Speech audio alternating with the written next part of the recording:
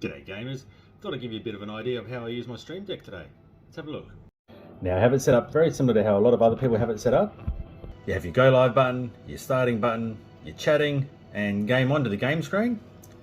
That is my raid button over there. So let's have a look, see who's raiding, and all I have to do is long press on any of those streamers and I can raid instantly out to them on Twitch. A nice little clip it button. Sounds for little sound effects that I might have, all with little GIFs in there as well. Post straight to my Twitch live. A little shout out button there to save me some trouble. In the event that I get hate raided, there's a nice little setup there to quickly put it into shut down my stream if I need to. A little raider button there. Voice mod if I want to use any voice effects.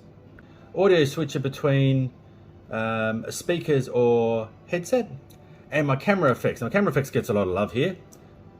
With the camera effects, I have things such as rainbow, so your little RGB lights going on.